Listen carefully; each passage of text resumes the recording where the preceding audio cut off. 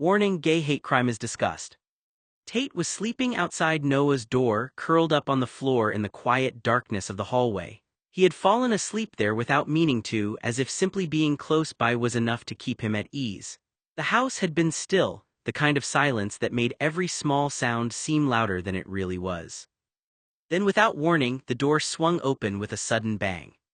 Tate, who had been leaning slightly against it, lost his balance immediately.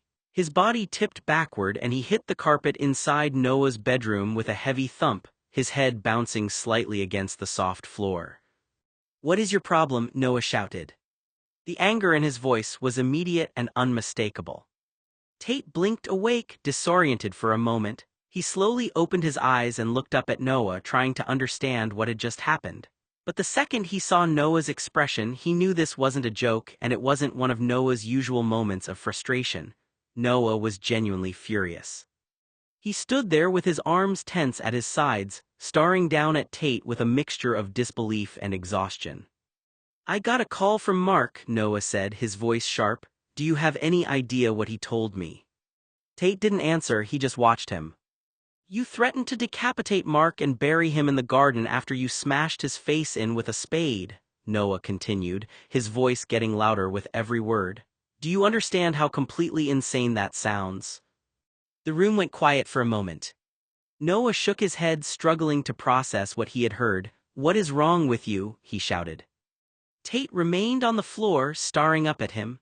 The anger coming from Noah wasn't playful teasing or a family argument that would blow over in a few minutes.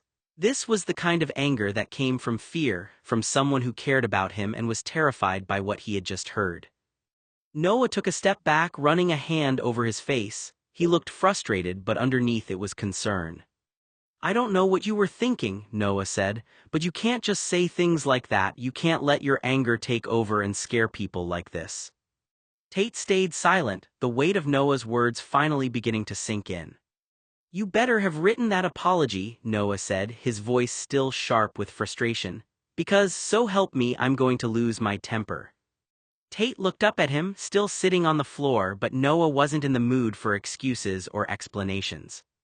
"Where is it?" Noah demanded. "Where is the apology?" He looked around the room, shaking his head. "You absolute shovel-headed crazy psycho." Noah turned away, expecting to find some half-hearted note tossed somewhere, filled with excuses and a few meaningless words meant only to avoid getting into more trouble. He had already imagined what it would say, something defensive, something sarcastic, something that somehow blamed everyone else. Then he noticed the folded piece of paper sitting on the table. Noah walked over and picked it up. For a moment he just stared at it. He expected the worst. He expected an apology that wasn't really an apology, something written only because Tate had been forced to do it. Something that said sorry without actually showing any understanding. With a skeptical expression, Noah unfolded the paper. But as his eyes moved across the page, his expression slowly changed. This wasn't what he expected. The words weren't arrogant, they weren't dismissive. There were no excuses, no attempts to justify what happened, no blaming Mark, no pretending that his actions hadn't gone too far. Instead, Noah found something he hadn't expected at all. An apology that was honest. An apology that acknowledged the fear he had caused, the line he had crossed, and the fact that anger didn't give him the right to threaten someone. Noah read it again, slower this time. The room became quiet. For all the anger he had been carrying, for all the frustration and disbelief, he suddenly found himself caught off guard. He had prepared himself to fight with Tate, to lecture him, to drag an apology out of him. He hadn't prepared himself for Tate to actually mean it. Noah lowered the paper slightly and looked back at Tate. "Wait," he said quietly. Tate looked at him. Noah held up the note, still surprised by what he had read. "This is actually real." For once, Noah didn't know what to say. "Mark, I owe you an apology. What I said to you was unacceptable. I let my anger take control and I said things that were cruel, threatening, and frightening. There's no excuse for that. Being angry does not give me the right to make someone feel unsafe, and I should have walked away instead of letting my emotions become something dangerous. I know words matter. I know that when someone hears a threat, they don't just hear anger, they hear a warning. They hear that the person in front of them might actually hurt them. I understand why you were upset, and I understand why you called Noah. The truth is, I scared people who care about me. I need you to know that I am sorry for what I said and for the fear I caused. I should have controlled myself. I should have handled the situation differently. I should have remembered that hurting someone, even with words, can leave damage behind. Noah will probably never say this out loud, but I know what I put him through. He had to hear that I was capable of saying something so extreme. He had to wonder if I had lost control completely. The worst part is knowing that I made someone who cares about me feel like they had to be afraid of me. I don't want to be that person. I cannot take back what I said, but I can take responsibility for it. I can learn from it. I can make sure that the next time I feel that kind of anger, I choose to step away instead of letting it turn into something harmful. You deserved better than what I gave you. I am sorry. Tate. Noah stared down at the apology note, his expression slowly changing as he read the words again and again. He had expected something forced, something written only because he demanded it. He expected a few empty sentences, maybe a quick sorry thrown together to avoid another argument. But that wasn't what he was holding. The sincerity of it caught him completely off guard. The more Noah read, the more he realized something that unsettled him. The apology was addressed to Mark, but it wasn't really about Mark. It was about him. Noah knew Tate well enough to understand the difference. Tate wasn't suddenly feeling guilty because Mark had been frightened. Deep down, Noah knew Tate's feelings toward Mark were far more complicated than that. If Noah hadn't been there, if there hadn't been someone he loved watching everything unfold, Noah wasn't sure Tate would have stopped himself. That was the part that scared him. Tate wasn't apologizing because he had suddenly developed sympathy for Mark. He was apologizing because he had seen what his actions had done to Noah. Tate had seen Noah standing there, watching the anger, the violence, and the loss of control. He had seen the fear and shock on Noah's face. That was what stayed with him. The note wasn't really saying, "I'm sorry I scared Mark." It was saying, "I'm sorry I made you see me like that." Noah slowly lowered the paper. For all of Tate's anger, all of his intensity, all of the times he seemed impossible to reach, there was something in those words that Noah hadn't expected: awareness. Tate understood that the damage wasn't only physical. He understood that witnessing someone you care about nearly lose control could leave a different kind of wound. Noah looked over at Tate, who remained quiet. For a moment, Noah didn't see the person who had made threats or the person who had terrified him. He saw someone who had finally realized the impact of his actions, not because he feared consequences, but because he feared hurting Noah. And somehow, that made Noah even more conflicted. Because the apology was not for Mark. It was for Noah. Noah stood there for a long moment, still holding the apology note in his hand. Then he looked at Tate. The anger that had been burning in him was still there, but it had changed. It wasn't the kind of anger that pushed someone away. It was the kind that came from caring about someone and wanting them to become better. Without saying anything else, Noah stepped forward and pulled Tate into a hug. Tate seemed surprised at first, almost unsure how to react. He had expected another lecture, another argument, another reminder of what he had done wrong. Instead, Noah held on. "I'm proud of you," Noah said quietly. "I'm proud that you admitted you were wrong." Tate looked away, but Noah continued. "What you did wasn't right, what you said wasn't right. You can be angry, you can be hurt. You can feel whatever you feel, but you cannot let that anger turn into threats or violence." Noah pulled back slightly and looked him in the eyes. "I'll pass the apology along to Mark," he said. "He deserves to hear that you understand what happened." Tate nodded quietly.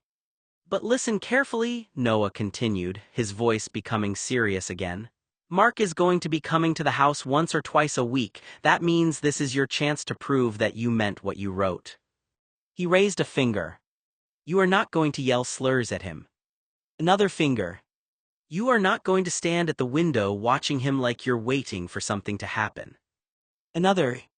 "You are not going to chase him with a shovel or anything else. No weapons, not objects, not threats, not even your hands." Tate stayed silent, knowing Noah wasn't joking. "I wasn't kidding when I said 911 is on speed dial," Noah said. "If I see you creeping up behind him, if I think you're about to hurt him, I'm calling. I don't care how angry you are, and I don't care how much you think you have a reason." Noah's expression softened slightly. "Because I care about you, and because I'm not going to stand by and watch you destroy yourself or hurt someone else." For a moment, neither of them spoke. Then Tate quietly nodded. The apology had been the first step. Now came the harder part, proving that his actions could match his words. That night Noah was finally trying to get some sleep. The house had been quiet for hours, and after everything that had happened, he desperately needed a moment of peace. He had barely started to drift off when he heard it. A sound. A small familiar sound. The bedroom doorknob slowly jiggled. Noah opened his eyes immediately. For a moment he just stared at the door, already knowing exactly who was standing on the other side. The handle moved again. Tate tried the door one more time, but it didn't open. Noah had locked it. A long silence followed. Then Noah sat up, rubbed his face, and walked over to the door. He didn't open it. Instead he leaned closer. "Tate," Noah said through the door, his voice tired but firm. There was no response. Noah sighed. "As long as Mark's wounds are healing, you'll be sleeping in your own bedroom." The silence on the other side continued. "We're going to have a conversation later about whether you're coming back into my room," Noah continued. "And that depends on your actions, not on whether you're upset or whether you think you deserve it." Noah rested his hand against the door.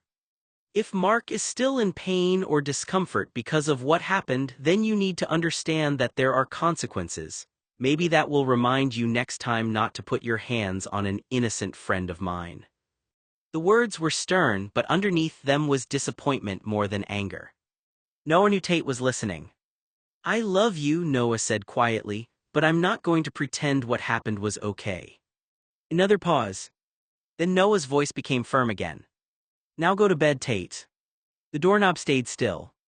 "And if you don't," Noah added, "I'm calling your mother." A few seconds passed. Noah heard a quiet movement from the hallway as Tate stepped away from the door. Finally silence returned. Noah stood there for a moment, hoping Tate understood what he was trying to teach him. This wasn't about punishment. It was about accountability. Susie and Anna came over for afternoon tea that afternoon, hoping for a quiet visit and a chance to catch up. The atmosphere was relaxed at first, with cups of tea being poured and conversation drifting between ordinary topics. Then Anna noticed something. She had seen one of Mark's recent photo shoots, and there was one detail she couldn't ignore. "Wait," Anna said, setting her cup down. "Why did Mark have a dark handprint around his throat in those pictures?" Noah immediately froze. He looked down at his tea, suddenly very interested in the pattern on the table. He tried not to say anything, hoping the conversation would move somewhere else. But Susie knew exactly what Anna was talking about. "Oh," Susie said quietly. Anna looked between them. "Oh, what does that mean?" Noah gave Susie a warning look, but she sighed. "Anna, you should probably know what happened." A few minutes later, Susie had explained everything. Anna stared at them in complete disbelief. "You're kidding." Noah shook his head. "No." Anna looked stunned. "Tate was strangling Mark over what exactly? His taking you dancing." Noah exhaled slowly. "It wasn't just that one thing," he said. "That was only the thing that finally pushed everything over the edge." He leaned back in his chair, thinking carefully about his words. "It's been building for 5 years. 5 years of jealousy, misunderstandings, hurt feelings, and things nobody ever properly talked about." Anna shook her head. "That's a long time for something like that to build." "It is," Noah admitted, "and Tate has to understand that being hurt doesn't give him permission to hurt someone else." Susie nodded quietly. Noah looked down at his cup. "He's going to take responsibility," he said, "and he's going to do it because he chooses to, not because someone forces him." Anna raised an eyebrow. "Well, mostly," Noah added. Despite everything, Susie let out a small laugh. Noah gave a tired smile. "Let's be honest, Tate accepting responsibility completely on his own is still a work in progress." But beneath the humor, they all understood the seriousness of what had happened. For the first time, though, Tate wasn't running from what he had done. He was facing it. A week later, Mark's injuries had almost completely healed. He came back to Noah's house in the afternoon, standing on the porch and knocking on the door. For a moment, everything was quiet. Then the door swung open. Tate stood there. The second he saw Mark, his expression changed. "What do you want?" Tate said coldly. Mark didn't move. His hand rested near the button on his taser not because he wanted a confrontation but because he wasn't taking any chances. In the darkness of the porch, a small blue laser light appeared against the ground. Tate noticed it immediately. "I'm here to pick up the blonde," Mark said. "A week late, but that's life." Tate's jaw tightened. He looked like he was fighting every instinct telling him to react. "He'll be down in a few minutes," Tate snarled. Tate stepped away from the doorway and flicked on the light for the front lawn. The yard suddenly lit up. That was when Mark saw it. A shovel. It was planted upright in the grass, standing perfectly straight. Mark stared at it. He didn't need to ask what it meant. He already knew. The memory came rushing back, the phone call from a week earlier, Tate's furious voice, the threats he had made. Tate had said that if Mark tried anything with Noah, he would dig a grave and put him in it. Now the shovel was sitting in the yard like a message. A warning. A threat. But this time Mark noticed something else. The tip of the shovel had been spray-painted blood red. His stomach tightened. Before the tension could get worse, Noah stepped onto the porch. "Oh, hello," Noah said, immediately sensing the atmosphere. His eyes moved from Mark to Tate, then to the lawn. The shovel. The blood-red paint. Noah's expression changed. "Tate," he said firmly, "play nice." Tate didn't answer. Noah walked down the steps, keeping himself between them. "Let's get in the car, Mark," Noah said quietly. Mark hesitated. Now Noah repeated. He guided Mark toward the car, moving quickly but calmly. He knew they needed distance before emotions got out of control. "Before we don't get to leave." The two of them reached the car and got inside. As Noah started the engine, Mark glanced back toward the porch. Tate was still standing there. Silent. Watching. Then Mark heard it. A slow, deliberate sound. Tate's knuckles were cracking as he stood beneath the porch light. Noah noticed Mark looking back. "Don't," Noah said quietly. Mark turned forward. Because this time, everyone understood the difference between anger and control. And Tate was being tested on whether he could choose one over the other. Mark dropped Noah off at the house and walked him inside, making sure he got to the door safely. The evening had already been tense enough and neither of them felt like adding another argument to the night. "You want some coffee before you go?" Noah asked, trying to make things feel normal. Mark started to answer, but then he stopped. Something on the dining room table caught his attention. Tate was sitting there.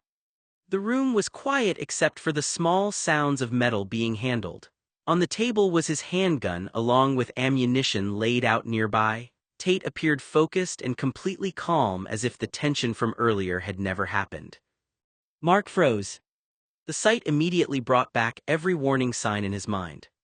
Tate seemed to notice them standing there but didn't look up right away. He finished what he was doing, then set the weapon down on the table. The silence in the room felt heavy. Noah glanced between them, immediately sensing the discomfort. "How was your night?" Tate asked casually. The question was so ordinary that it almost felt strange. "Dance with any pretty girls?" Noah forced a smile. "Yeah, sure," he said, though his voice lacked confidence. The atmosphere was too uncomfortable, everyone could feel it. Noah looked at Mark, then back at Tate. "I think I'm going to bed," Noah said quickly. There was no argument from anyone. "Good night, Mark." Mark nodded. "Good night."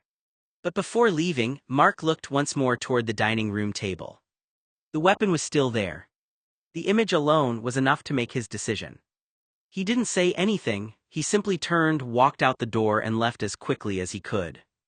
Noah watched him go, then slowly closed the door. Behind him, Tate remained silent. And Noah knew this was no longer just about anger. It was about proving that Tate could be trusted again. Noah stepped back into the dining room and stopped cold. He had not expected to see Tate still there. He watched silently as Tate finished handling his weapon, loading it with at least 20 rounds before securing it carefully. Tate moved with a calm confidence that made Noah uncomfortable. There was no hesitation, no visible concern about how the situation looked. Tate placed the weapon securely in his waistband and pulled his shirt down over it, covering it from view. Then Noah noticed something that made his stomach drop. Tate was smiling. Not an awkward smile. Not a guilty smile. It was the kind of smile someone wore when they felt like they had accomplished something, like they had won some private victory. Noah stared at him for a moment, trying to understand what he was seeing. "What did you do while I was gone?" Noah asked. His voice was careful. Tate looked over at him. That same smile appeared again. "Target practice," Tate said casually. Noah's expression changed immediately. "Tate." Tate leaned back, almost pleased with himself. "I used a picture of Mark," he said. The words hit Noah harder than he expected. Tate continued, almost bragging, "I got 178 kill shots." For a moment, Noah didn't know what to say. The room felt completely silent. Tate looked amused, almost proud. "I really should compete professionally," he added. Noah just stared at him. After everything, the apology, the promises, the conversations about responsibility, Noah had wanted to believe Tate understood. He wanted to believe that Tate was finally realizing how frightening his anger could become.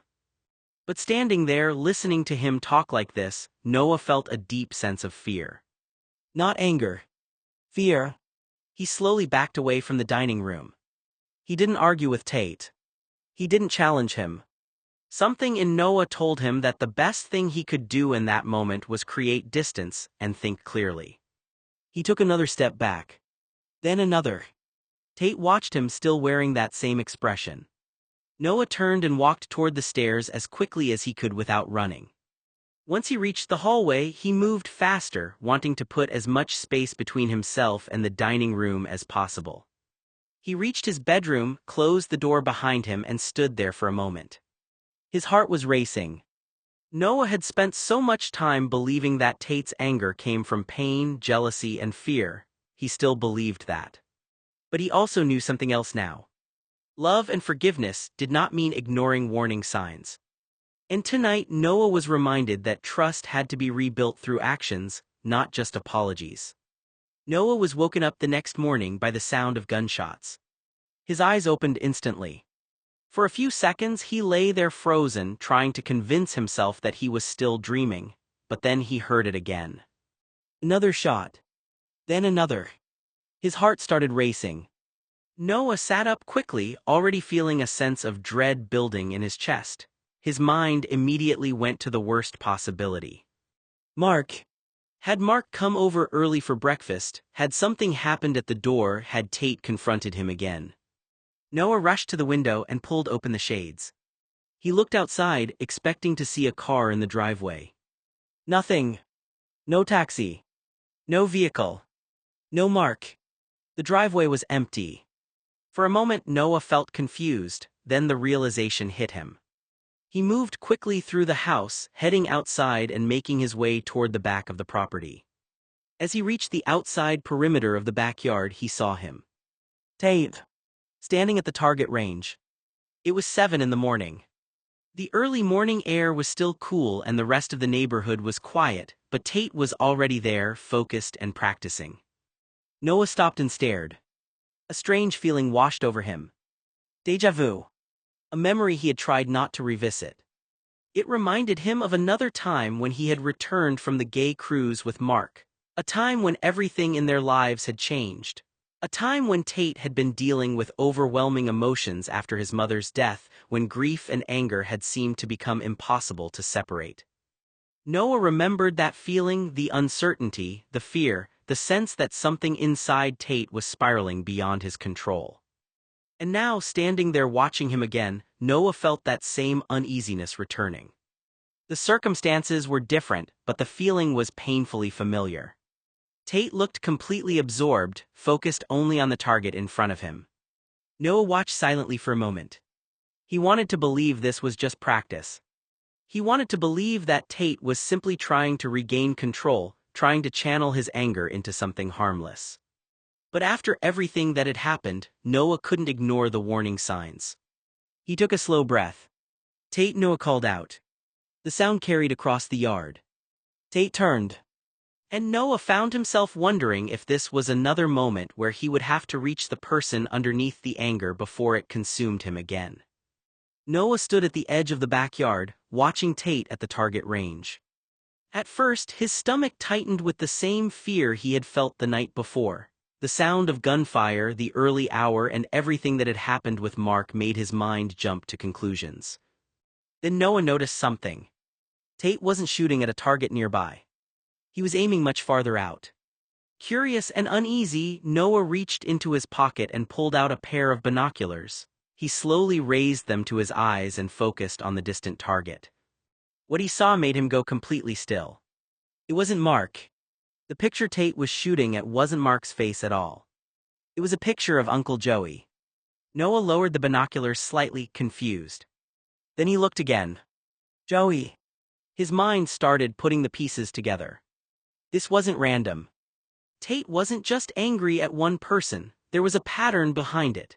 Every time Tate felt like someone threatened his connection with Noah, challenged him, embarrassed him, or made him feel rejected, that person became the focus of his anger. Noah's expression changed as the realization settled in.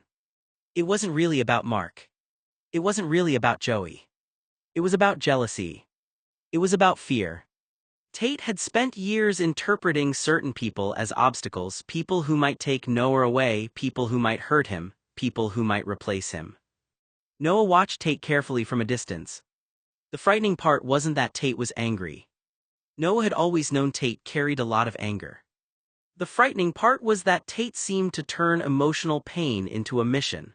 In Tate's mind, protecting his relationship with Noah had become connected to eliminating anything he saw as a threat. Noah felt a heavy sadness come over him. Because underneath all of it, he could see where it came from. Tate wasn't acting out because he didn't care. He was acting out because he cared too much and didn't know how to handle the fear of losing someone. But that didn't make it acceptable. Noah took a slow breath and lowered the binoculars. He knew he couldn't ignore what he was seeing. If Tate was ever going to truly change, he had to understand something important. Loving someone did not mean controlling who was around them. Protecting someone did not mean hurting everyone else. And jealousy could not be allowed to decide who was considered an enemy. After the photograph of Uncle Joey had been reduced to a shredded target, Tate lowered his weapon and reached for another picture. Noah watched through the binoculars, his uneasiness growing. Tate pulled out the next photograph. At first, Noah couldn't make out who it was. Then Tate raised it toward the target stand, and Noah's stomach dropped. It was Talia. Noah slowly lowered the binoculars, his mind racing. Another person. Another name. Another person who mattered to him. He looked back toward Tate, who seemed completely focused on the target in front of him. There was no hesitation on his face, no sign that he understood how disturbing the pattern looked from the outside. To Tate, these weren't just pictures. They represented memories. Arguments. Moments where he had felt hurt, challenged, or afraid. Noah stood there, realizing that the pattern was bigger than Mark. It wasn't about one person. It wasn't even about one incident. Tate seemed to be collecting every person he believed had caused him pain, every person he felt had come between him and Noah, and turning those feelings into something dangerous. Noah's chest tightened. He remembered the apology note. He remembered Tate admitting he had been wrong. He wanted to believe that part of Tate was still there, the part that cared, the part that could recognize the damage he caused. But this was something Noah could not ignore. Tate, Noah called out. His voice carried across the yard. Tate paused. Slowly he turned around. Noah looked at him, no longer angry, just deeply concerned. We need to talk, Noah said. Because this wasn't about punishment anymore. It was about understanding that jealousy, fear, and anger could not be allowed to decide who Tate saw as an enemy. Tate turned back toward the firing line. For a moment, Noah thought he had gotten through to him. He thought Tate might actually stop and listen. But Tate simply returned to his position. He adjusted his stance, picked up his weapon again, and focused on the target in front of him. Then the shots began. The sound echoed across the backyard. Noah flinched. Tate. His voice was louder this time. But Tate didn't respond. He remained focused, continuing to fire as if Noah wasn't standing there. Tate, stop. The shots finally stopped. Tate lowered the weapon and looked over his shoulder. Noah stood there, his expression a mixture of fear, frustration, and disbelief. For a moment, neither of them spoke. Then Tate looked away. "Don't bother me," Tate said flatly, "I'm shooting." Noah stared at him. The casualness of the response bothered him more than the anger would have. This wasn't Tate yelling. This wasn't Tate losing control. This was Tate shutting him out. "No," Noah said quietly, "we're talking." Tate didn't move. He just looked back toward the target range. But Noah could see it now. The anger wasn't gone. It had just become quieter. And somehow that worried Noah even more. Tate walked over to the target stand and pulled down the torn photograph of Talia. "No, not now, Noah," Tate said. Noah stared at him, unsettled by the calmness in his voice. "I'm on a roll," Tate added. The words made Noah's expression tighten. "I've already killed 3 people." Noah felt a cold feeling settle in his chest. He knew Tate was talking about targets, but the way he said it, the pride, the detachment, the almost casual tone made the situation feel far more serious. "Tate." But Tate had already reached for another photograph. He pulled it from the stack and held it up. Noah waited, expecting another familiar face. Instead, he saw someone he didn't recognize. The photograph showed a young man, maybe in his early 20s. He had blonde hair and striking green eyes. Noah had never seen him before in his life. Noah watched Tate carefully. "Who is that?" Noah asked. Tate didn't answer. He simply walked to the target stand and attached the photograph. Noah's confusion grew. This was different. Mark, Joey, Talia. Noah understood the connections even if he didn't agree with Tate's thinking. He knew those names represented conflicts, jealousy, and old wounds. But this person, this was someone Noah didn't even know. Tate stepped back and pressed the button. The target began moving, traveling farther and farther away until it reached the same distant mark, nearly 1,000 feet away. Noah watched as the photograph became a tiny image in the distance. Tate returned to his position. He picked up his weapon again. "Tate, stop," Noah said. Tate didn't look back. Noah could see the focus in his posture, the way he had completely shut out everything around him. That was what frightened Noah the most. Not just the anger. Not just the jealousy. The fact that Tate seemed trapped inside a place where every hurt became a reason, and every person connected to that hurt became a target. "Tate," Noah said again, firmer this time, "look at me." For a moment Tate remained still. Then he slowly turned his head. And Noah saw that beneath the anger was something else. Something much deeper. Fear. But Noah also knew fear could not be allowed to control Tate's choices. Not anymore. Noah tried one more time. "Tate, stop." But the sound of the range swallowed his voice. The repeated cracks of gunfire and the mechanical movements of the target system filled the backyard, making it almost impossible to have a conversation. Tate remained focused, barely acknowledging that Noah was even there. Noah stood watching him for a moment. He could have shouted. He could have screamed until his voice was gone. But he knew Tate well enough to understand that, in that moment, yelling would only create another wall between them. Tate was locked inside whatever thoughts were running through his head. So Noah made a decision. He turned around and went back inside. The kitchen became a strange contrast to the noise outside. While Tate continued at the range, Noah started making lasagna.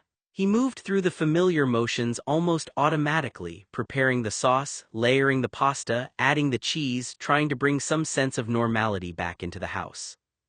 Every few minutes, though, his eyes drifted toward the window. He would look outside. Tate would still be there. Focused. Quiet.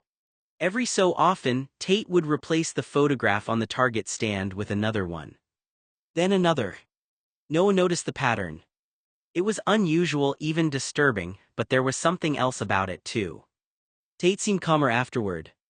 Each time he changed the target, it was as if he was moving some emotion from inside his head onto the paper and leaving it there.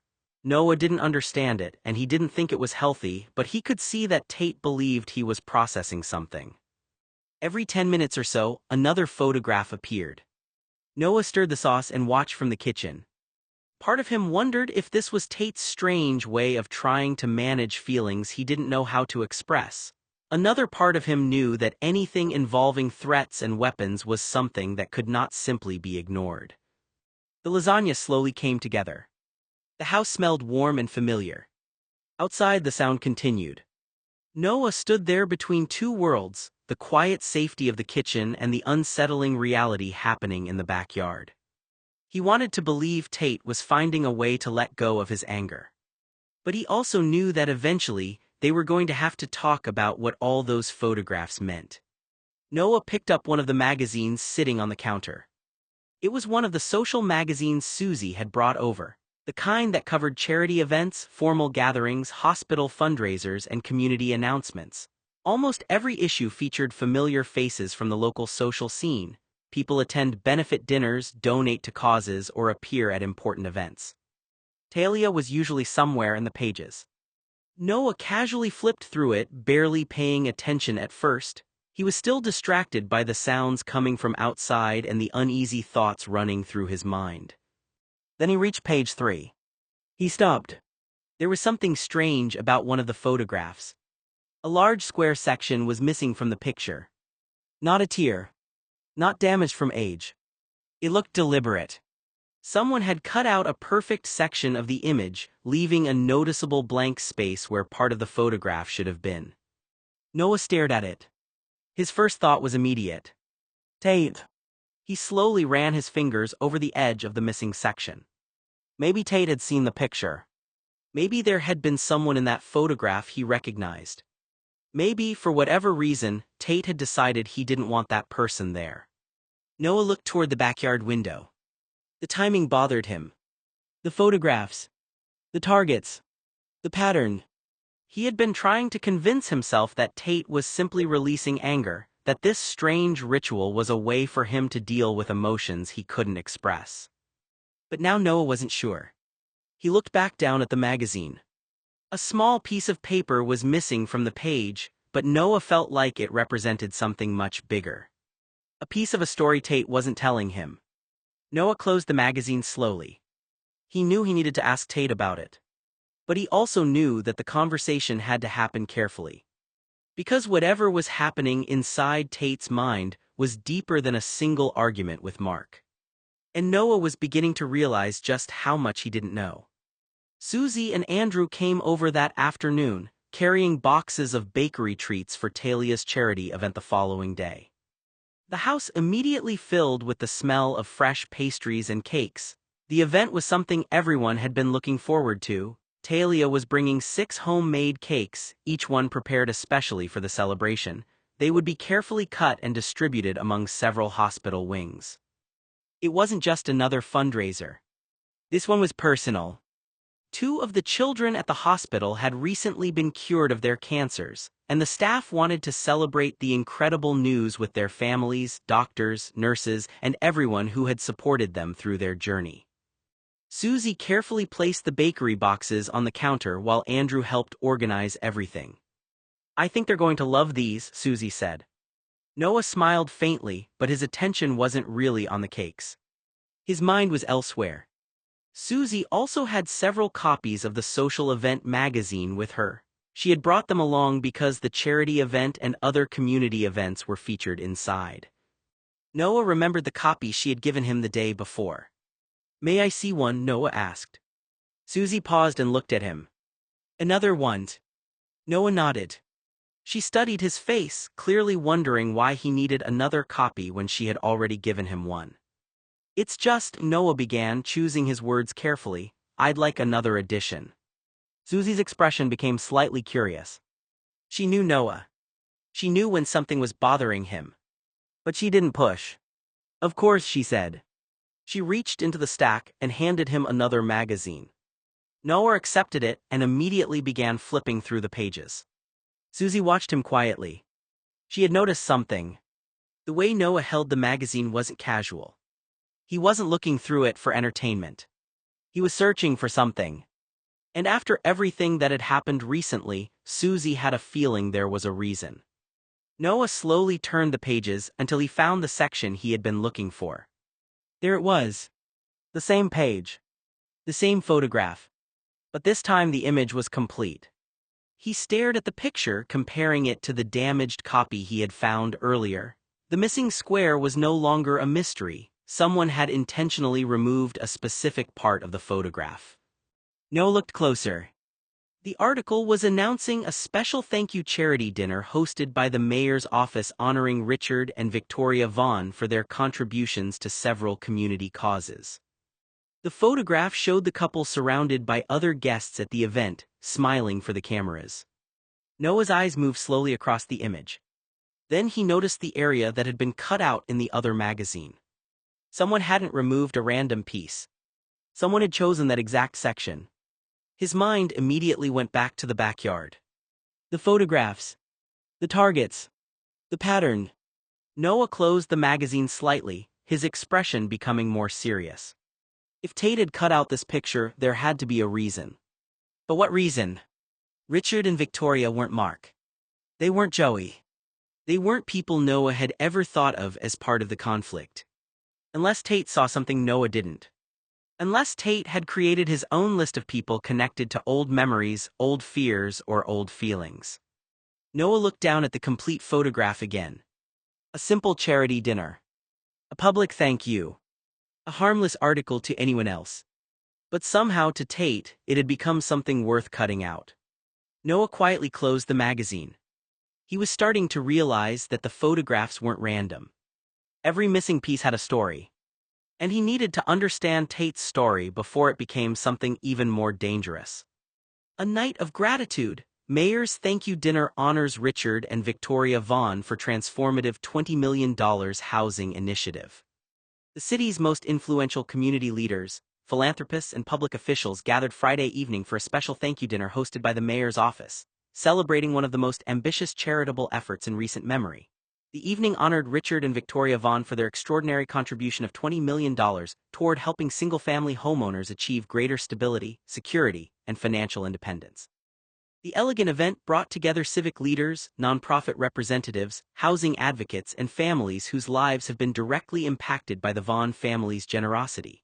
Held in the grand ballroom of the city's historic civic center, the dinner served not only as a celebration of a remarkable donation, but also as a reminder of the power of community-driven change. Mayor Jonathan Whitmore opened the evening by recognizing the Vaughns for their commitment to creating opportunities for families who have worked hard to own their homes but have faced unexpected financial challenges.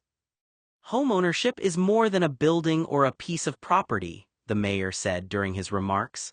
It represents security, memories, and a foundation for future generations. Richard and Victoria Vaughn understood that and chose to invest in the people of this city.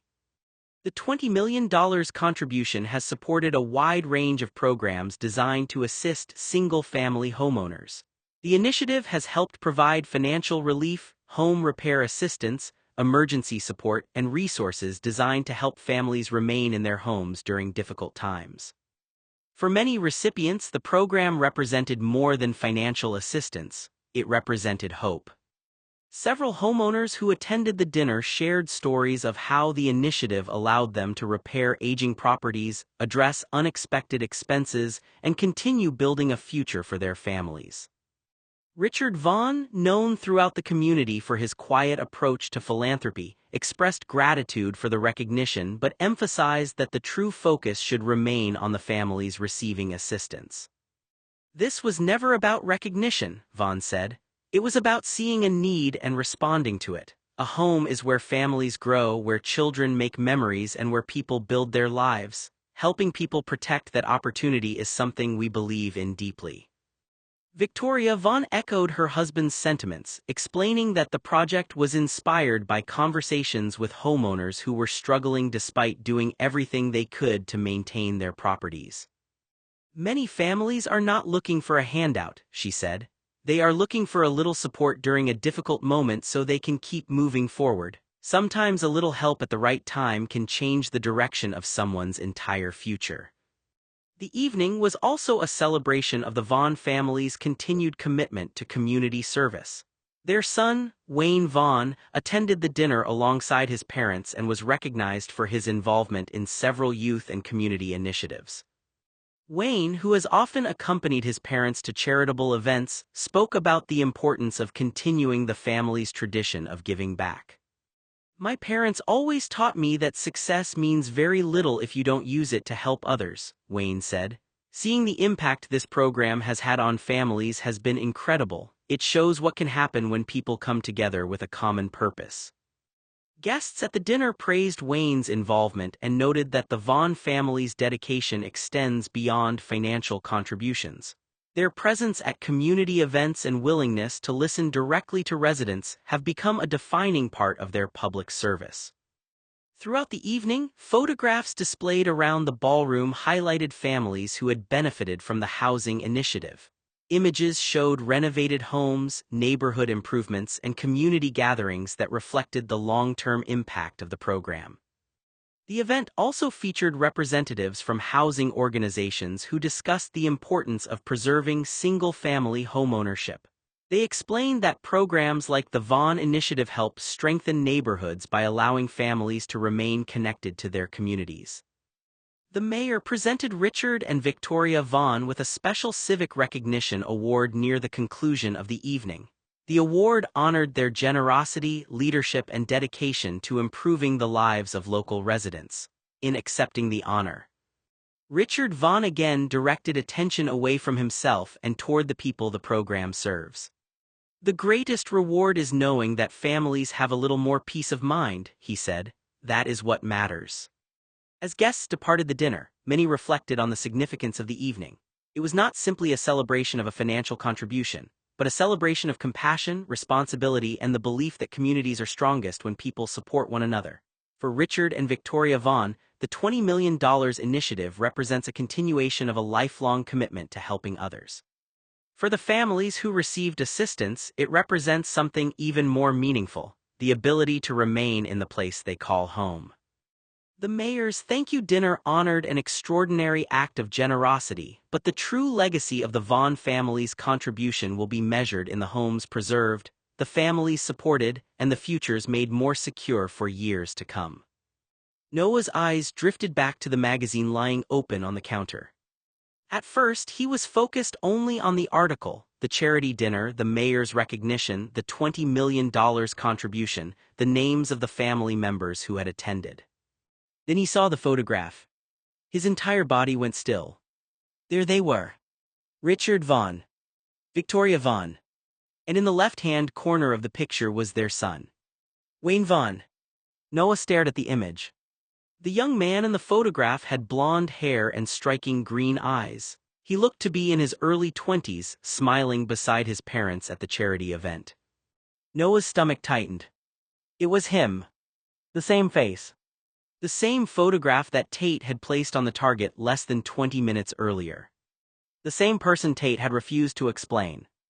Noah slowly reached for the magazine, staring at the picture as if looking at it longer would somehow make the answer appear. Wayne Vaughn. The name meant nothing to Noah. But it meant something to Tate. That was the part that bothered him. For years, there had been certain names Tate avoided. Certain subjects caused him to become quiet, defensive, or suddenly change the conversation. Wayne Vaughn was one of them. Noah had asked before. Every time Tate refused to talk. Not an argument. Not an explanation. Just silence. And now Noah finally understood that the silence itself had been an answer. He looked toward the backyard, where the sound of the range had stopped. The realization settled over him.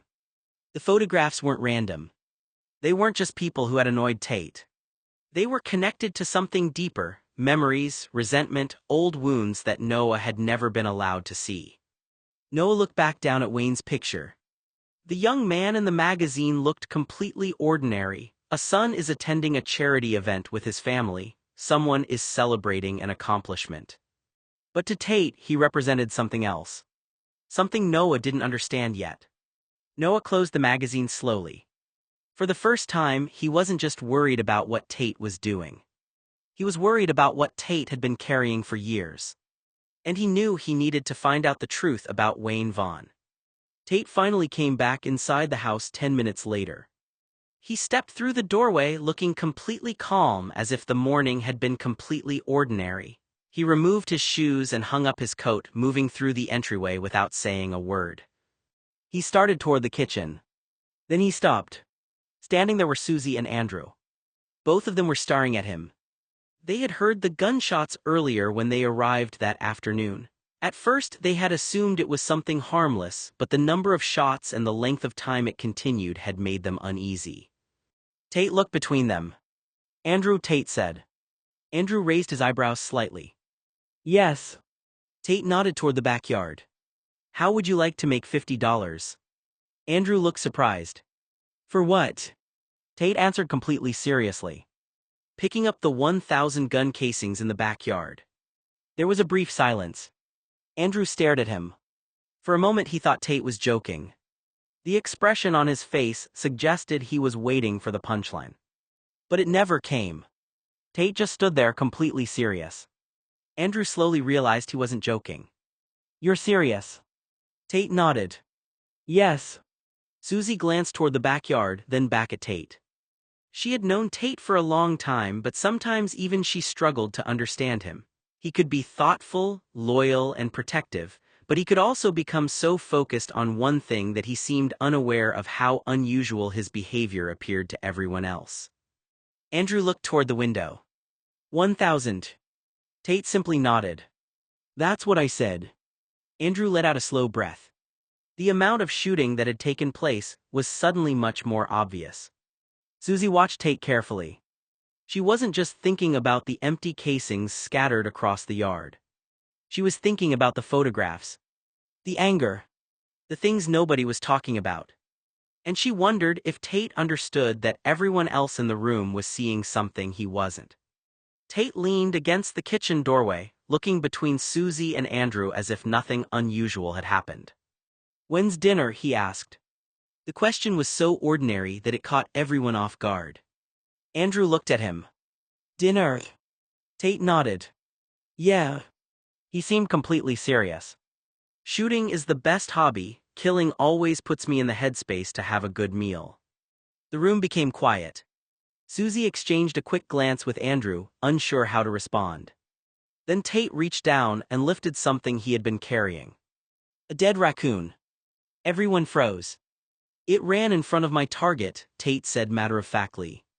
He held it up briefly, as if he were explaining something completely normal. Why don't you cook it or something? Before anyone could answer, Tate placed it down on the kitchen countertop and walked away. The sound of his footsteps echoed down the hallway as he headed upstairs. A few seconds later, they heard the bathroom door close. Andrew stared at the countertop. Then he looked at Susie. Was he serious? Susie didn't answer immediately. She was still looking toward the stairs. Because that was the part that unsettled her most, not just the strange request, but how disconnected Tate seemed from how everyone else was reacting. To Tate, it appeared to be a simple sequence of events. Practice. Food. A normal afternoon. But to everyone else in the room, there were too many questions left unanswered. Susie slowly walked over and moved the raccoon away from the center of the kitchen. This is not becoming dinner, she said firmly. Andrew nodded. Agreed. They both looked toward the upstairs hallway. Whatever was happening with Tate, they knew one thing. Something much deeper was going on, and pretending everything was normal wasn't going to make it disappear. Susie picked up the magazine that Noah had been flipping through earlier, intending only to move it out of the way. As she lifted it from the counter, the open page caught her attention. Her eyes drifted over the photograph. The Vaughn family. Richard Vaughn. Victoria Vaughn. And in the corner of the picture was their son, Wayne Vaughn. Susie studied the image for a moment. Something about the way Noah had been looking at that page earlier made her curious. He hadn't been casually reading the magazine, he had been searching for something. Before she could ask, footsteps came from upstairs. Tate walked back into the room. He had changed his shirt. Noah immediately noticed. Why did you change your shirt? Noah asked. Tate looked down at himself, then back at Noah. A small smile crossed his face. Because I got some of the dead raccoon on me. The room became quiet. Susie looked over at Andrew. Noah stared at Tate, trying to decide if he wanted to ask for more details. Unfortunately, Tate continued. It bled on my shirt, Tate explained casually. It didn't die immediately, so I had to finish it with my shovel. The expression on Noah's face changed. Tate. But Tate didn't seem to notice the concern in his voice. He walked toward the kitchen as if he were simply explaining something that had happened during the day. "We should call it Mark," Tate said. Noah frowned. "What?" Tate looked completely serious. "The raccoon." A strange silence filled the room. "Why would we call it Mark?" Noah asked. Tate's mouth curled into a faint smile. "Because it knows something Mark doesn't." Noah stared at him. "What's that?" Tate looked down toward where the raccoon had been placed earlier. "How to play dead." The words hung in the air.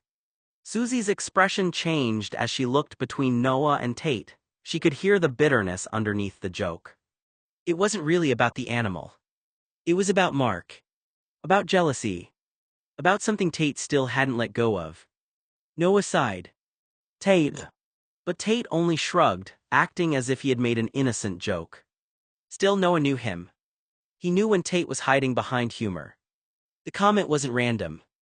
It was another glimpse into the resentment he had been carrying. And as Susie quietly closed the magazine, Noah's eyes returned to the photograph of the Vaughn family. Wayne Vaughn. Another name. Another mystery. Another piece of Tate's past that seemed connected to everything happening now. Tate moved through the kitchen with the same calm focus he seemed to carry whenever he had decided something in his mind.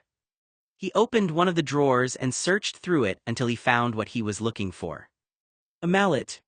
Noah immediately noticed what he was doing, and his expression changed. "Tate." But Tate didn't answer. He approached the raccoon which had been set aside and checked it carefully. The raccoon's leg twitched, causing Tate to bludgeon the creature a few times. The movement startled everyone in the room, making the moment feel even more uncomfortable. Tate seemed convinced that he needed to be certain. Afterward, he carried the animal away from the center of the kitchen and began preparing what he claimed he wanted to do. Susie stared at him in disbelief. "Are you seriously doing this right now?" Tate looked up.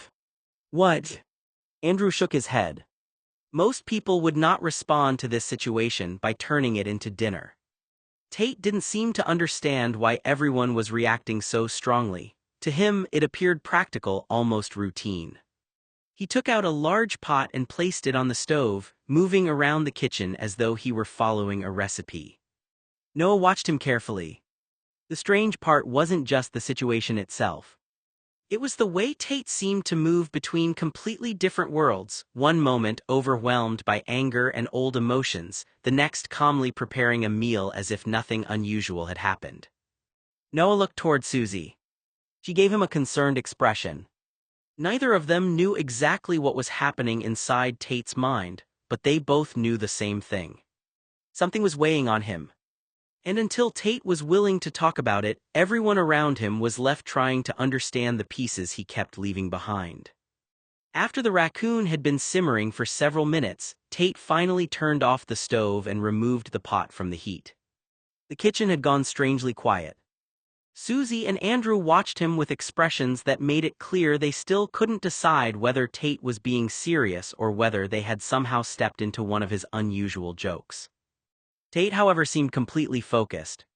He moved around the kitchen with the same determination he brought to everything he did. He prepared the dish, added his seasonings, and carefully arranged everything before placing it into a casserole dish. Noah stood nearby, watching him with a mixture of disbelief and concern. There were moments when Tate could seem so normal, so affectionate, so calm, so completely himself, that Noah almost forgot how unpredictable the day had become. Then there were moments like this. Tate placed the dish into the oven beneath the lasagna Noah had been preparing earlier.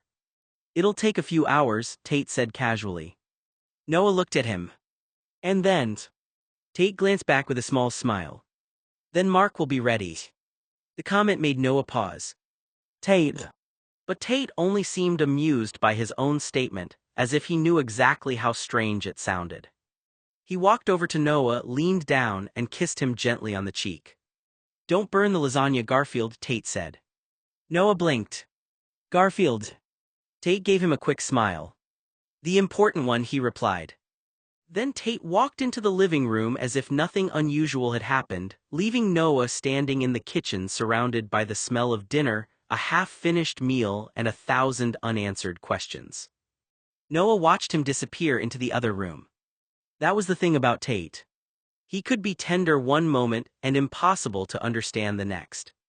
And Noah was beginning to realize that loving Tate meant seeing all of those contradictions at once: the warmth, the loyalty, the pain, and the parts of him that still needed to be confronted. "Is he okay?" Susie asked quietly. Andrew looked toward the living room, where Tate had disappeared only moments earlier. "I'm honestly not sure," Andrew admitted. Noah let out a slow breath and leaned against the counter. "Tate has always been complicated," Noah said. "He's a few screws loose sometimes." Susie gave him a concerned look. "But he's not in danger," Noah continued, "and he's not going to hurt me." He paused for a moment, choosing his words carefully. "He has a lot going on in his head. Sometimes he reacts in ways that don't make sense to other people. That doesn't mean everything is okay, but it does mean there's more underneath it." Susie nodded slowly. Noah reached for the stack of magazines on the table. "Why don't we look through some of these and see if Tate's mother is in any of them?" Susie glanced at him. "You think that's connected?" "I don't know," Noah admitted. "But something is. The pictures, the names he refuses to talk about, the things that set him off. There's a reason." The three of them sat together and began flipping through the magazines, scanning photographs from charity events, fundraisers, and social gatherings. Noah studied every page carefully. He wasn't looking for gossip.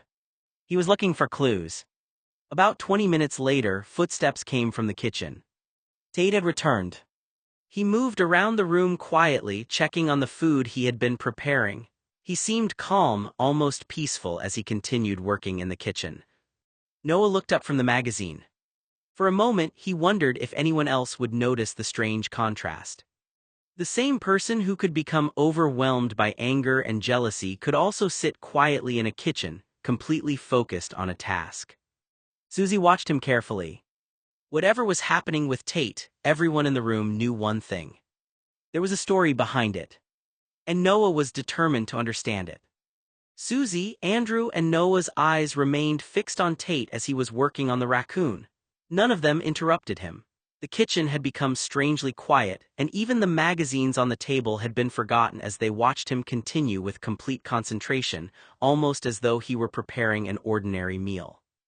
Tate took out a meat thermometer as he opened the raccoon's legs. He studied what he was doing with an unusually serious expression, appearing completely focused on the task in front of him. Susie glanced uneasily at Andrew, while Noah simply continued watching, unsure what Tate was thinking. As he stuck the thermometer up the raccoon's butt, Tate chuckled, saying something under his breath. No one could quite hear all of it. Noah heard a few words Tate muttered. Maybe the raccoon was gay. He seemed amused by his own comment, quietly laughing to himself as though no one else was standing in the kitchen watching him. He kept the thermometer in the raccoon's butt for some purpose, carefully waiting instead of immediately removing it. Tate appeared to be timing something or checking something only he understood. Noah watched with a puzzled expression, wondering exactly what Tate was trying to accomplish. Noah wondered if he was trying to humiliate the raccoon or something. He honestly couldn't tell whether Tate was making one of his odd jokes, entertaining himself, or simply following some strange idea that had occurred to him. After several moments, Tate finally seemed satisfied. Without saying another word, he carefully removed the thermometer, looked at it briefly, nodded to himself, and put it back in the oven. The oven door closed with a soft thud as Tate stepped back, apparently content with his work, while Susie, Andrew, and Noah continued staring at him in complete silence, each of them wondering what exactly had just happened.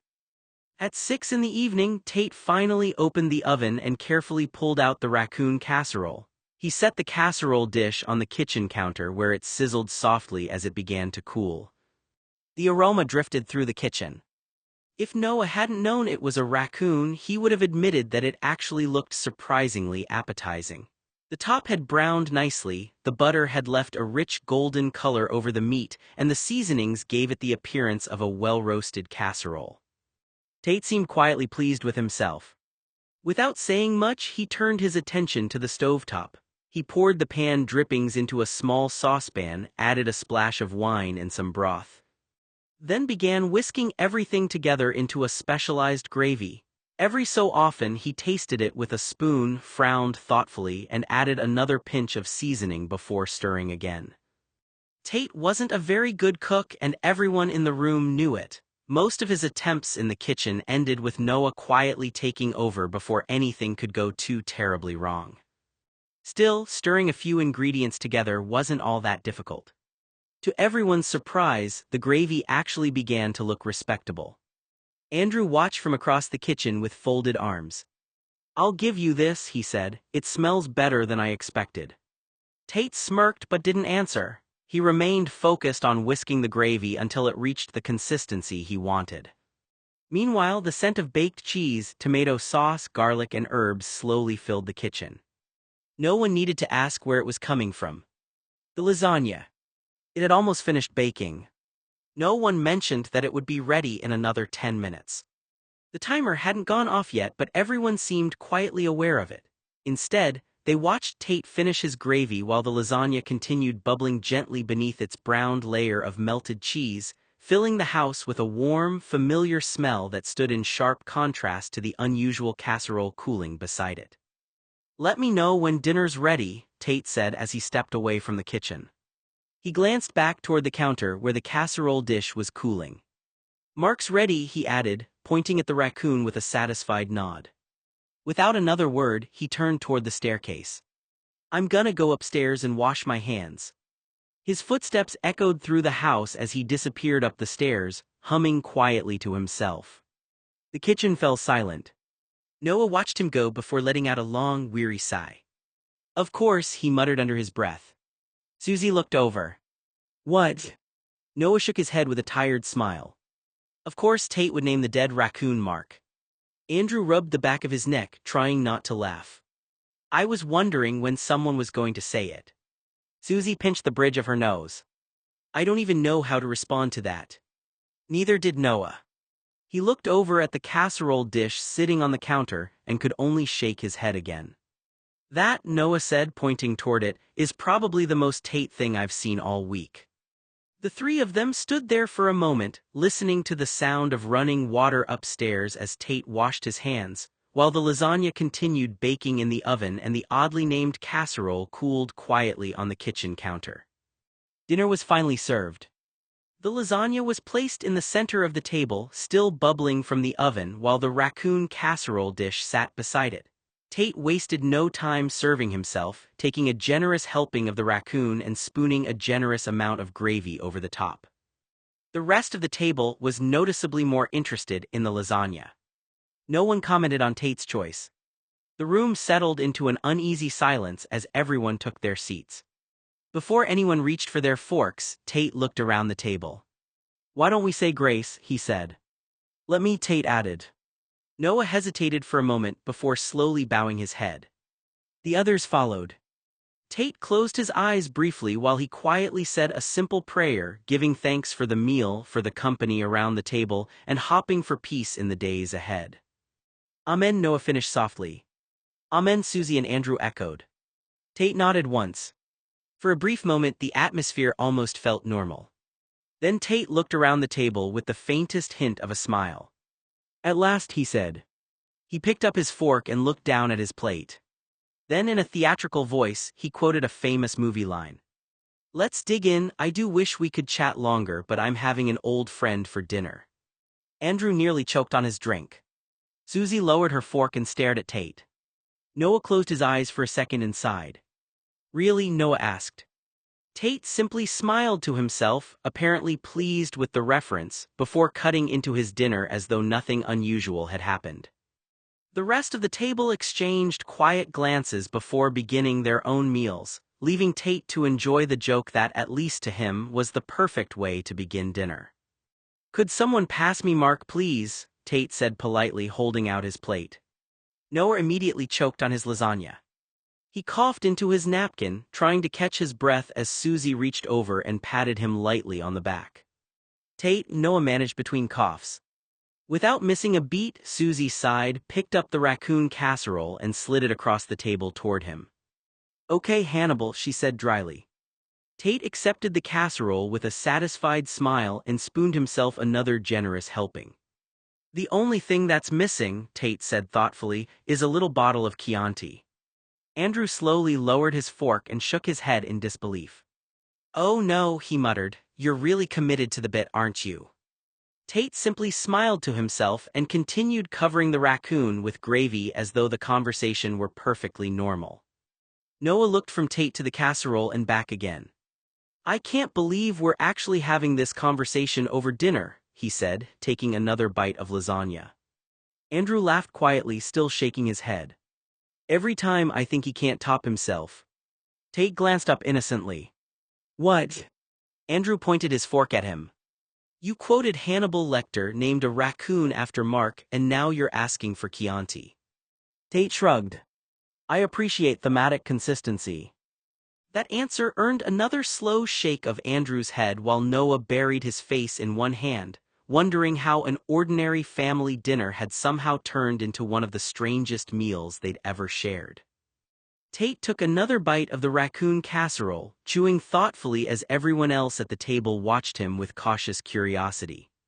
He smacked his lips together a couple of times, as though he were trying to identify a particularly subtle flavor. Yep, Tate said with a satisfied nod, I can taste it. Andrew raised an eyebrow. Taste what? Tate looked down at his plate, then back up with a crooked smirk. It tastes gay. The remark landed with a thud. Noah visibly flinched.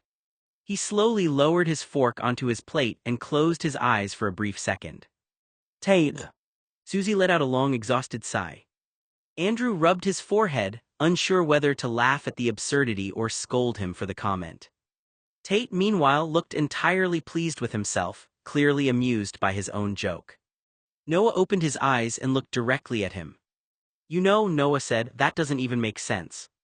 Tate only shrugged, still wearing the same mischievous smirk as he took another bite from his plate. The rest of the table exchanged weary glances before quietly returning to their lasagna, while Tate continued eating his raccoon casserole as though he hadn't just brought the conversation to another awkward halt. Tate kept eating the casserole, smacking his lips after nearly every bite as though he were giving an exaggerated food review. It was obvious he was trying to get a rise out of Noah or Susie. Every so often he'd glance up from his plate, watching for a reaction before looking back down again with the faintest hint of a grin. Without saying a word, Tate reached for the gravy boat and poured another generous helping over the raccoon. The rich gravy ran across the meat and pooled around the edges of his plate.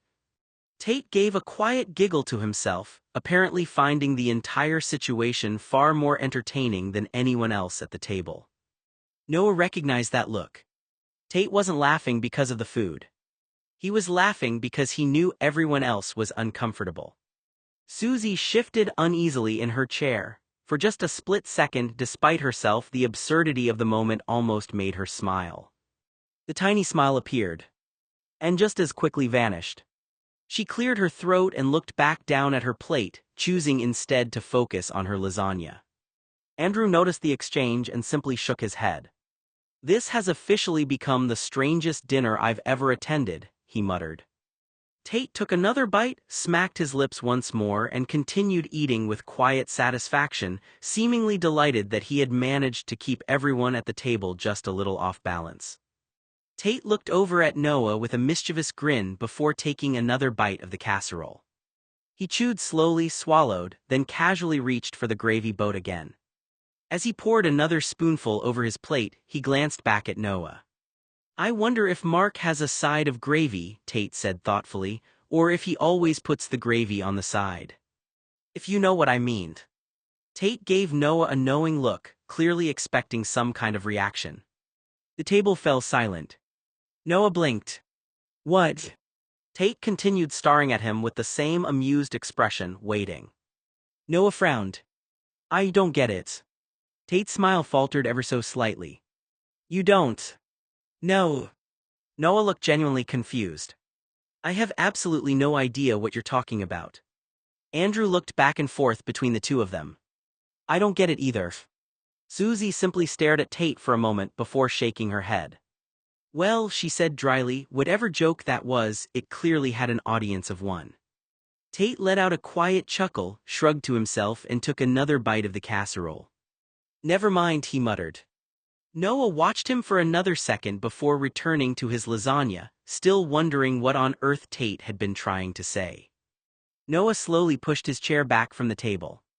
"I'll be right back," he said. Nobody questioned him. He walked into the other room and picked up the telephone, still trying to figure out what Tate's strange comment had meant. He stared at the receiver for a moment before dialing a number. The phone rang. "Hi, yes, it's me," Noah said when the other person answered. He hesitated. "Can I ask you something?" Tate said something at dinner and I have no idea what he meant.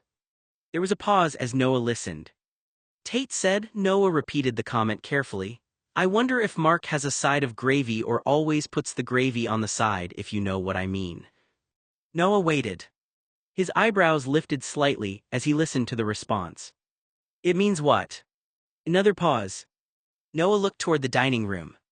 "Yes, thank you, Mark." He hung up the phone slowly. For a moment he just stood there. Then he walked back into the dining room. Tate was still sitting at the table, looking completely pleased with himself. He had the expression of someone who had just pulled off a joke that only he understood. Noah stopped beside him. "Are you proud of yourself?" Tate looked up. Noah crossed his arms. "Really, are you proud of yourself?" Tate's smile grew wider. He looked like he had just won the lottery. The satisfaction on his face was impossible to miss. "I knew someone would eventually figure it out," Tate said. Noah stared at him. "I had to call someone to understand your joke." Tate shrugged, still smiling. "But you got it." Noah shook his head, half annoyed and half amused despite himself. Across the table, Susie and Andrew watched the exchange, still trying to understand how dinner had somehow turned into an evening of strange jokes, uncomfortable conversations, and Tate being completely delighted with himself. Tate simply leaned back in his chair, clearly enjoying the fact that, for once, everyone was reacting exactly the way he expected. "I don't understand the joke," Susie said, looking between Tate and Noah with a confused expression. Noah opened his mouth to explain. "It's a gay joke," he started. Susie waited. Noah immediately realized where the conversation was heading and looked exhausted already. "It's a homosexual male who does not enjoy anal penetration, giving or receiving, but will engage in other forms of same-sex activity," Noah explained.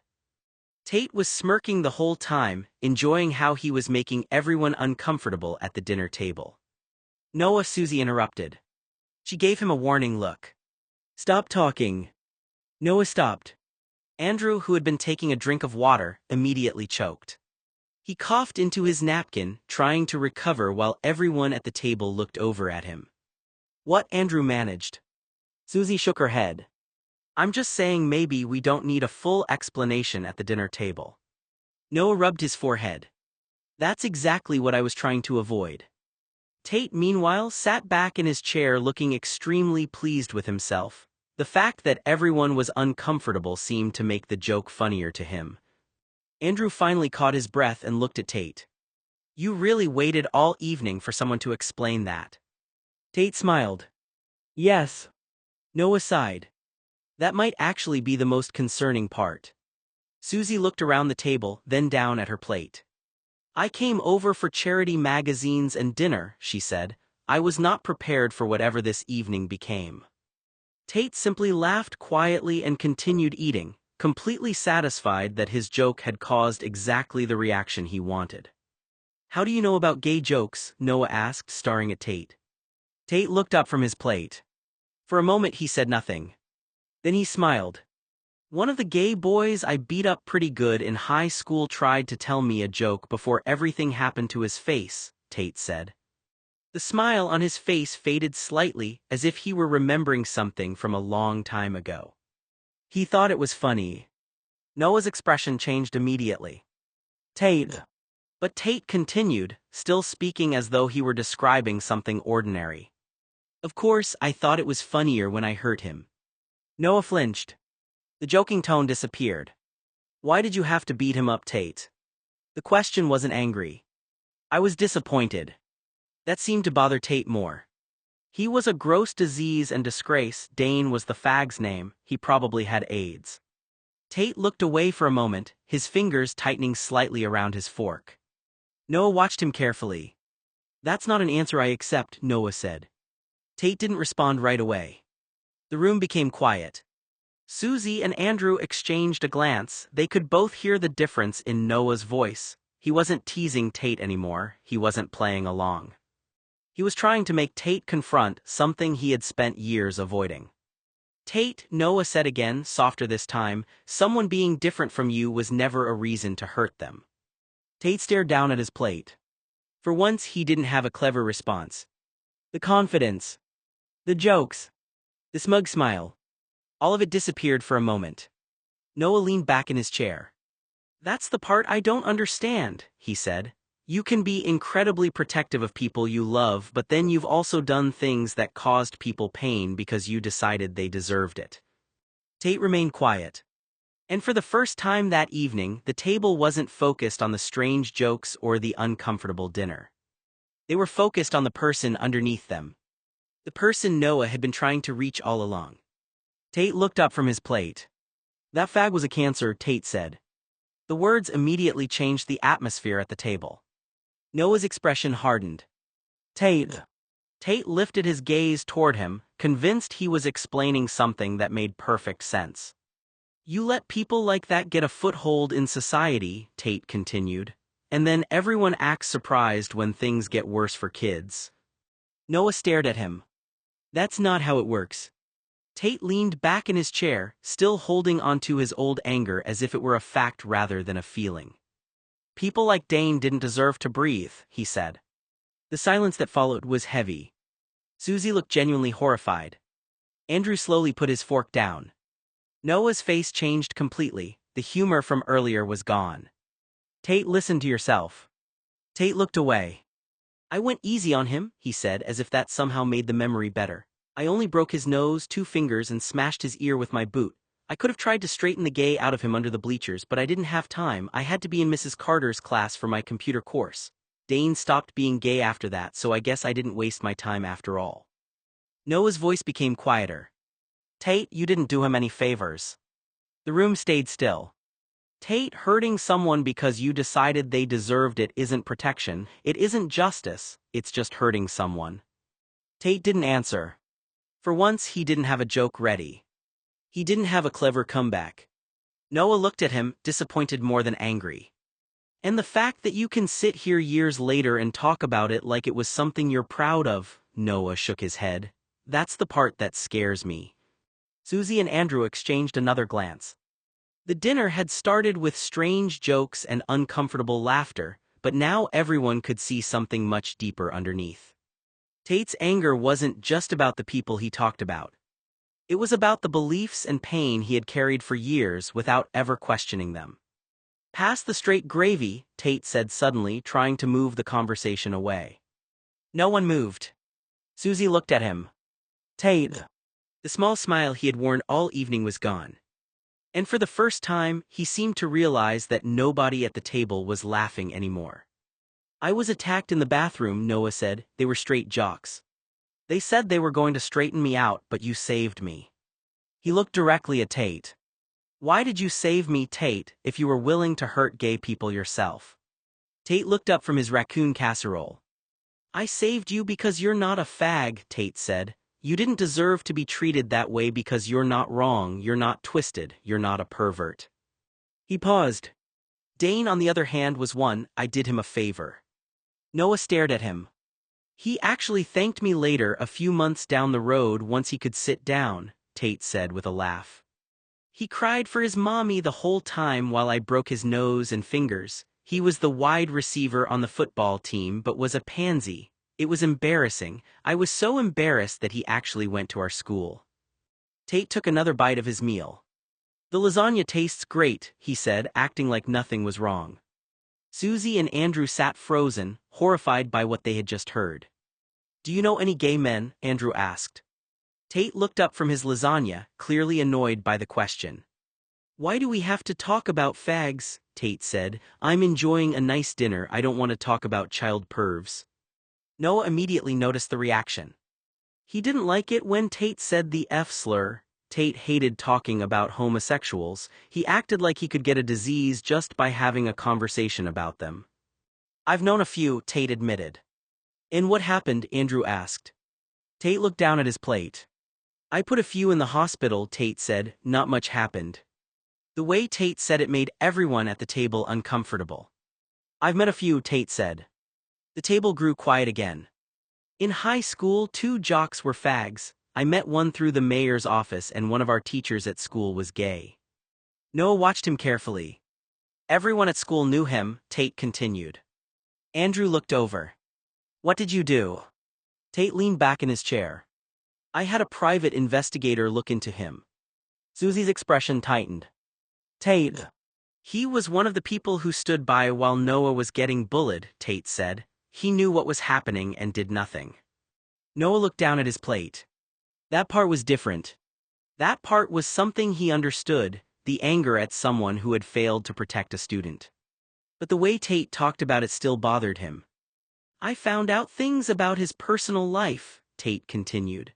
"He got exposed paying gay underage hustlers for BJ's during lunch break, was fired later after the scandal broke, lost his job, and his marriage fell apart." Tate gave a small laugh. "He couldn't believe it happened. I passed his photo out at school. I got the jerk in big trouble with the school board. The funny part was that he made Noah's life hell for resembling a gay boy, while at the same time this paragon of moral virtue was paying gay boys money for sex while we were in lunch period." Nobody else laughed. The room stayed still. Noah looked at him. "Tate, you keep mixing 2 different things together." Tate looked back. "What?" "Someone failing to help me was wrong," Noah said, "but hurting someone because of who they are isn't the same thing." Tate didn't answer. For a moment the confidence disappeared. He looked down at his plate. "I exposed a hypocrite for committing a felony and treating a regular boy like a disease when he didn't have one. I revealed his undercover doings and petty solicitation to his employer. I did the neighborhood a favor. I sure did his wife a favor after she found out he contracted syphilis from one of the hustlers and brought it home with him to share with her. That's why she divorced him." Susie and Andrew exchanged a glance. They were beginning to see the pattern.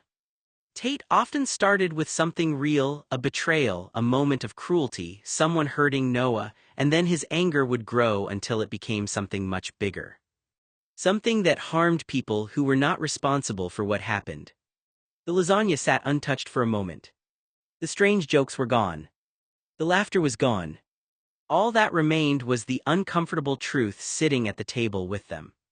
"Do you remember the lasagna they had in high school?" Tate asked Noah. The sudden change in subject caught everyone off guard. Noah looked up from his plate. "The one in the cafeteria." Tate nodded. "It tasted like cow tongue." Noah tried not to laugh. Tate continued, completely serious. "The noodles were so dry and undercooked, it was like chewing on upholstery." Andrew raised an eyebrow. "Upholstery?" "Yes," Tate said, "exactly." He shook his head, remembering the meal as if it had been a personal betrayal. "I got busted for sneaking out during lunch to get a burger because the food they had rivaled the hospital in quality and taste." Tate laughed. For the first time in a while, the laughter didn't come from anger or a dark joke. It was simply a ridiculous memory from years ago. Noah smiled slightly. "You really did hate that cafeteria." "Hated it," Tate said. "I'm surprised anyone survived eating that lasagna." Susie looked at the casserole on the table and then back at Tate. "Interesting that this is your standard for bad food." Tate looked offended. "This is completely different." Andrew laughed quietly. "Of course it is." Noah shook his head, a small smile appearing despite everything. For a brief moment the conversation was just about something ordinary. High school memories. Bad cafeteria food. A time before everything became complicated. And everyone at the table appreciated the rare moment of normality. "Thank you for making dinner," Tate said once everyone had finished eating. He leaned back in his chair, looking unusually satisfied. Despite the strange evening, the meal had somehow become a shared experience, even if nobody was quite sure how they had arrived there. Tate looked over at the casserole dish. "Anyone want another bite out of Mark before I put him in the refrigerator?" Noah immediately looked up. "I don't like the way you say that," Noah said in a disapproving voice. Tate looked amused. "Oh, don't get your panties in a bunch," he replied. Noah gave him a look. Tate. Tate just smiled, clearly enjoying the reaction. Come on, Mark, he said, reaching for the casserole dish. He carefully picked it up and carried it toward the kitchen. Let's put you in the gay side of our refrigerator. Noah watched him walk away and shook his head. Only Tate could turn putting leftovers away into an entire performance. Susie and Andrew exchanged a glance. I don't even know what to say anymore, Andrew admitted. Noah sighed. That's usually how it goes with him. From the kitchen, Tate called back. I heard that. Noah smiled faintly despite himself. Good. For all the chaos, all the strange comments, and all the moments that made everyone at the table question what was happening, there was still something familiar about Tate. He was impossible. He was frustrating. He was unpredictable. But he was still Tate. Tate brought out a surprise dessert as he set it down on the table, placing it carefully in front of everyone. I bought a fruit pie. I thought it would go along very well with the raccoon named Mark. Noah looked at him. No, I don't think the joke is funny. The room became quiet for a moment. Andrew and Susie shared a look between themselves, both noticing the uncomfortable shift in the mood. Normally, Tate wasn't so openly homophobic, and it made Noah uncomfortable. He watched Tate carefully, noticing the way the jokes and comments had continued throughout the evening. Tate didn't seem bothered. He took a big slice of the fruit pie and placed it on his plate. Then he started eating, talking with his mouth full as if nothing was wrong. The landline in the dining room started to ring. It was after 6 o'clock. Tate already knew who was calling. Better get that, Noah, Tate said. The fruit is calling you. Tate laughed at his own joke, but Susie immediately kicked him under the table. Tate looked over at her, offended. These are designer shoes, watch it. Noah got up out of his seat and walked over to the phone. Hello. He listened for a moment. Yes, but he's eating dinner. A pause. Who's calling? Noah waited for the answer. All right, I'll let Tate know. He'll call you back at some point. Another pause. Okay, bye. Noah hung up the phone and walked back over to the table. Some girl named Dawn is calling you, Noah said. He looked at Tate. She wants you to call her back, something about getting together. Tate smirked. So it wasn't the fruit this time. Tate laughed. Maybe the fruit is on a date. You're finally going to be replaced, Noah. Tate smiled, clearly amused with himself. Noah, however, was not pleased. He stared at Tate, wondering how he managed to turn every single conversation into a joke. I'm heading out for a few hours, Tate said, standing up from his chair. Don't get rid of the raccoon while I'm gone. I plan on eating more of Mark tomorrow, too. Noah closed his eyes for a moment. Tate. Tate just smiled, clearly amused by himself. He turned toward Andrew. It was nice to see you, Andrew. You actually smiled this visit. Andrew stared at him. I'm not sure that's the compliment you think it is. Tate ignored the comment and looked toward Susie. Nice attempt at fashion, Susie, but try again next time. Susie looked down at her outfit, then back at him. Did you just insult me and compliment me at the same time? Tate smiled. Exactly. He put on his coat, grabbed his things, and walked toward the door. Before leaving, he looked back at Noah and gave him a quick wink. Noah shook his head. Of course you did. Tate laughed quietly and stepped outside. The door closed behind him. For several seconds, nobody said anything. Susie slowly looked at Andrew. Did that dinner actually happen? Andrew leaned back in his chair. I'm still trying to process the fact that we had a normal conversation at some point tonight. Noah sighed as he looked toward the kitchen. He's impossible. Susie glanced at the casserole dish. And yet somehow, you're still defending him. Noah was quiet for a moment. Then he looked toward the door where Tate had left. He's complicated. Andrew nodded. That might be the understatement of the year. Susie shook her head, but there was the faintest trace of a smile. Only Tate could make dinner feel like a comedy show, a therapy session, and a disaster all at once. Noah looked back at the table. He couldn't argue with that. How is Mark recovering from his very hands-on meeting with Tate? Susie asked. Noah shook his head. He recovered, Noah said. I mean, he's a little shaken. He paused. It's not every day you use a taser on the wealthiest boy in Los Angeles. Susie tried to hold it in. She really did. But then she laughed. "I'm sorry," she said, covering her mouth.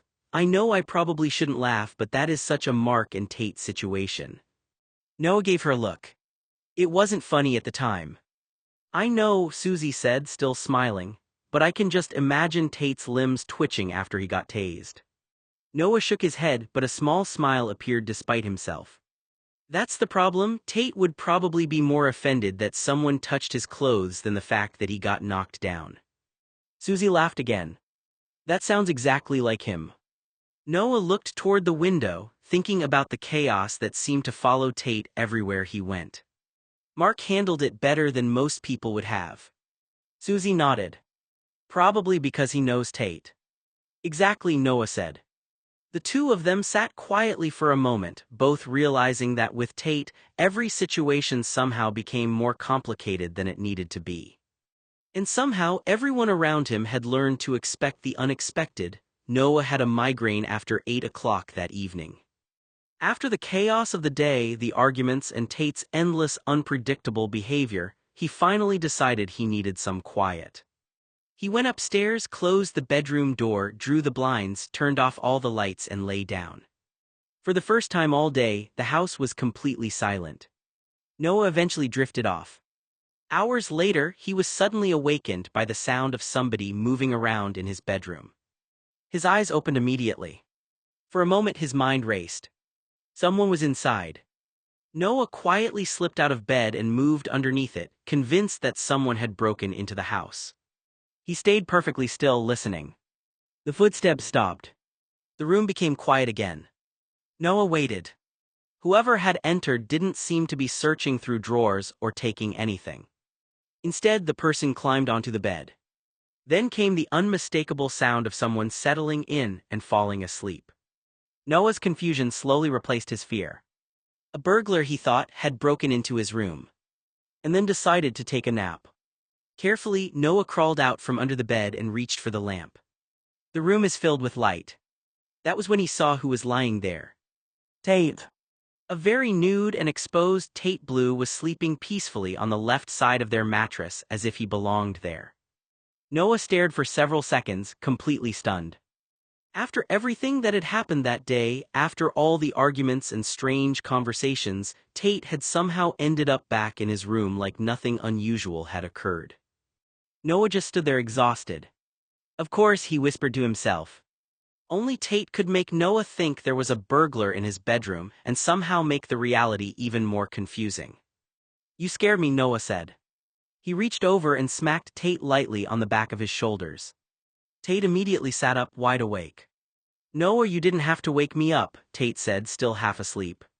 "You scared me to death," Noah repeated. Tate blinked. "I was sleeping." "I know you were sleeping," Noah said. "I thought you were a burglar." Tate stared at him for a moment, then smiled. Instead of apologizing, he simply pulled Noah back into bed. "I arrived just in time," Tate said. Noah looked at him. "For what?" "We can snuggle. I'm as snug as a bug in a rug." Noah shook his head but didn't fight him. After a moment he tapped Tate on the shoulder. "Don't wake me up at 7 in the morning outside with your firing range." Tate nodded seriously. "I'll wake you up at 8:10. Noah looked over. 9. Tate considered it. 8:45. Fine, Noah agreed. Tate smiled, satisfied with the compromise. The room went quiet again.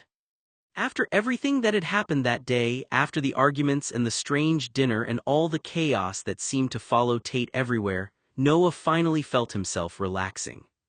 For once, Tate was exactly where he wanted him to be. Quiet. Safe. And not firing a gun at 7 in the morning. Noah dreamed. In the dream, he found himself remembering the first time he had brought his friends over to meet Talia. It had been only a few months after they had returned from Brown University following their college graduation. Everything had felt different then. They were older, beginning new chapters of their lives, but still carrying the friendships they had built over the years. It was Christmas Eve. Talia had invited Noah, Andrew, Mark, Jack, Bree, Anna, and Susie over to celebrate together. The house had been warm and decorated for the holidays, filled with conversation, laughter, and the comfortable feeling of people who had known each other for a long time. Talia had previously met Mark once before they had all gone off to college, but she had wanted to see him again. She was curious about the people who had become such an important part of Noah's life. Everyone gathered together, catching up on old stories and talking about the years they had spent away. Terence, however, had never been someone who enjoyed large gatherings in his house. Even with everyone there, he preferred to stay slightly removed from the excitement. He sat nearby with his newspaper, quietly reading while the voices and laughter filled the room. But Noah noticed something. Terence was smiling. He might not have loved the noise or the crowd, but he was happy to see Noah surrounded by people who cared about him. It was one of those rare moments when everything felt simple. Friends, family, Christmas, and the feeling that everyone who mattered was finally in the same room.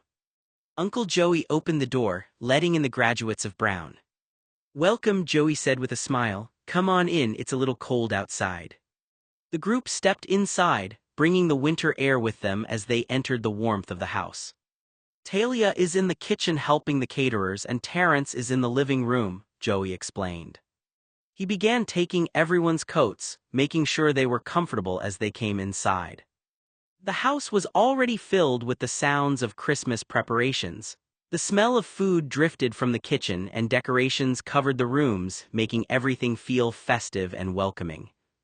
Uncle Tim was in the corner of the living room, focused on a different kind of holiday emergency. He was trying to fix the Christmas star on the top of the tree. He stood carefully adjusting it, looking up at the decoration with complete concentration. "It keeps leaning," Tim muttered, trying to straighten it. Joey glanced over and smiled. "Tim has been fighting with that star for 20 minutes. The group laughed as they watched him continue his mission. For Noah, seeing everyone together felt special. His friends were finally meeting the people who had been such a huge part of his life. And the house was full of familiar faces, holiday lights, and the kind of memories that would stay with him long after Christmas was over. Tate was in the corner, looking at all the blue Christmas bulbs that were all over the tree. Tate was in a mischievous mood. Everyone gathered around the tree, looking at it, admiring the decorations and the way the blue lights reflected around the room. The Christmas music played softly in the background and everyone was enjoying the holiday atmosphere. Tate stood there quietly, watching everyone's reactions with a small grin on his face. "Does anyone want to see Uranus?" Tate said. "What?" Susie said, suddenly confused. Before anyone could figure out what Tate meant, Tate turned the harmless Christmas tree moment into one of his outrageous jokes. Tate unbuckled his pants and shoved them down halfway, exposing his bare ass completely. His butt cheeks flexed and caught the light from every angle, the pale skin and deep cleft reflecting back distorted and shiny in the shiny surfaces of all the Christmas ornaments hanging around the room. The reflections multiplied his exposed rear end across dozens of baubles, making the sight impossible to ignore.